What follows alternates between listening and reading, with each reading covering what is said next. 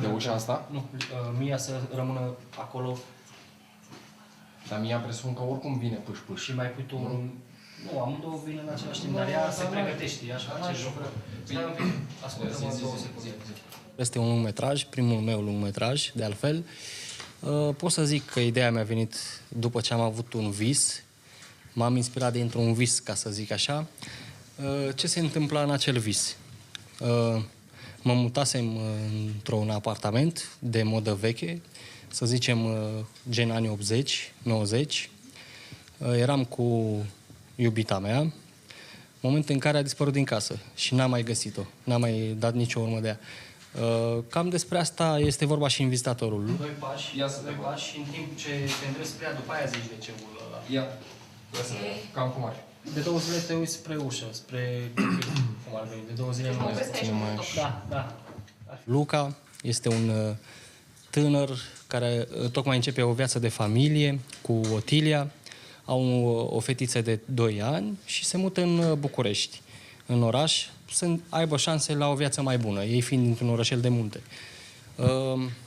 La câteva săptămâni după ce s-au mutat în București, Otilia dispare din apartament, sub ochii lui Luca, ca să zic așa. Deci el era în sufragerie, Otilia dormea în dormitor și dintr-o dată a dispărut. Personajul meu este un tânăr, un tată și soț, care se mută din orășelul lui de provincie, în București, și care cumva este luat pe sus de lumea din București, fiind obișnuit cu un trai mult mai simplu. Și, în paralel, încep să-i se întâmple tot felul de lucruri stranii. Corect. 2 minute avem la dispoziție. Și după asta? Și după asta o să trecem la secvențele după ce luăm insertul cu Mama ușa. singură care deschide ușa? Da, secvențele cu Luca în pat. Să spun așa, e un curaj și să faci film în România. Deci, și atunci am zis, dacă e un curaj să fac film, să-l fac pe gustul meu. Eu sunt un fan al filmelor horror încă de când eram copil și atunci am vrut să aduc atmosfera clasică a anilor 80. Dacă vreți, The Shining, Exorcistul, și atunci am încercat să merg pe atmosferă, pe un film de atmosferă și nu neapărat efecte, normal, nici buget nu ar fi de efecte. Dar ce contează cel mai mult într-un film? Atmosfera. A fost cel puțin o provocare foarte mare și din prisma bugetului și din prisma naturii proiectului, fiind făcut într-un timp foarte scurt. Trebuie să găsesc de fiecare dată soluții eficiente, dar în același timp să ajute foarte mult și dramaturgia filmului și scenariul să se... Știți cum e? Fiecare element trebuie să se susțină. Și pentru mine, cel puțin, a fost un tur de forță în 13 zile, asta fiind a 15-a, 2 au fost separate. A fost așa dificil, dar foarte frumos. Dar din unghiul ăsta avem și cu mama și cu cele 2, nu? Da, vorbim efectiv de prima secvență, că aici sunt 2 secvențe. De 37 și după aia de următoarea secvență. Ok, deci imediat după ce filmăm asta cu mama, filmăm insertul cu ușa. Filmul pendulează, și asta mi se pare un lucru bun, pendulează foarte mult între ideea că această prezență pe care începe el să o simtă este una paranormală sau o persoană care încearcă să îi facă diverse lucruri. De ce? Ai și uitat de ce, da? Parcă te și irită. Da. Ai povestit asta de 1000 de ori și la doctor și specialiștilor. Înțelegi? Adică nu trebuie să fii atât de... Da, nu e foarte proaspător pe momentul ăla. Mai am înțeles exact, supărată, cât sfârșită. Un film făcut numai și numai din actorii care au fost extraordinari, din jocul lor, din atmosferă, din lumină și nu din efecte speciale.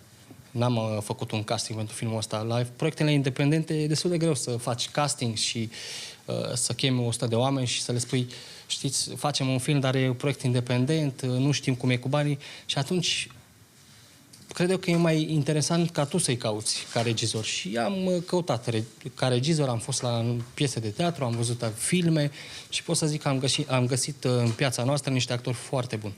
Sunt foarte curios să văd în ce măsură o să iasă horror. E foarte greu să faci un horror care să fie horror în ziua de azi. Nici americanilor am senzația că nu le mai iese. Pentru că în ziua de azi cumva ne-am obișnuit cu toate trucurile posibile și e foarte greu să intri pe sub pielea privitorului și să mai sperii în vreun fel. Sunt curios, sunt foarte curios. E în mâinile lui Jamil. Și o curiozitate amestecată cu un pic de, să zic așa, nu neapărat teamă, provocare, dragă, înțelegi? Nu se vadă neapărat că te temi de ce se întâmplă. Ești până aici, ești foarte cool, liniștită. Tu ai mai trecut prin fază de genul ăsta și trebuie să se vadă, adică să fii mai sigur pe tine. Ok. Am folosit obiective foarte largi și pe tot parcursul filmării am avut, cred că în fiecare zi, cel puțin 2-3 provocări vis-a-vis de locațiile în care eram, cum o facem pe asta. Adică înaintea fiecărui cadru stăteam 5 minute să ne gândim cel puțin, cum o filmăm pe asta, din ce unghi le pun. De aici, de aici, de aici. De fiecare dată am avut o chestie în asta constructivă, să încercăm să găsim cea mai bună soluție pe cadrele strânse, într-un spațiu de 2 metri pătrați cu 3 personaje. Hai să-i vedem pe toți. Și a fost, cum vă spuneam, chiar a fost o provocare.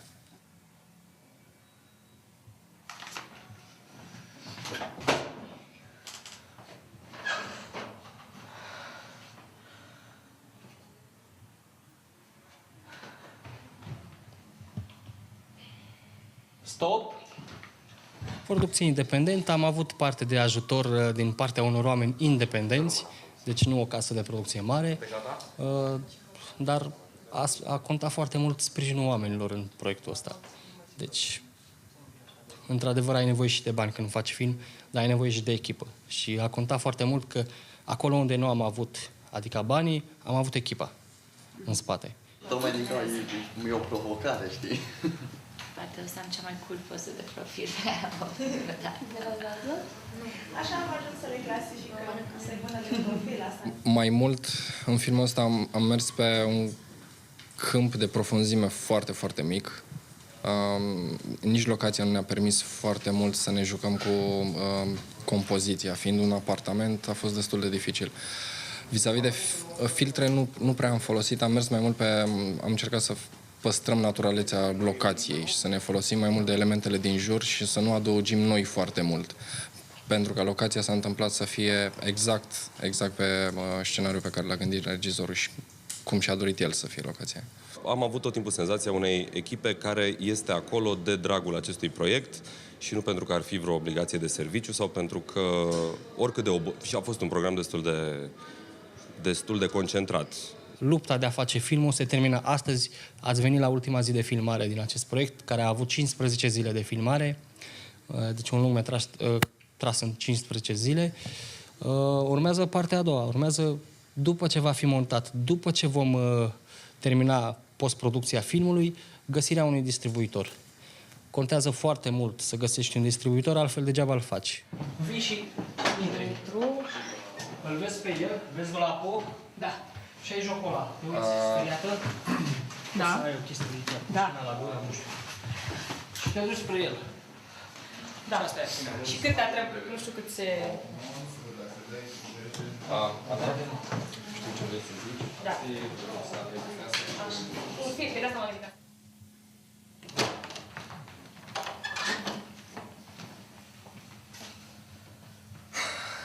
Stop! Foarte bine, foarte bine. Singura modificare pe care o mai vreau, Mia, așteaptă să vin lângă ea și după aia explic de ce ora. Ok. Știi? Da.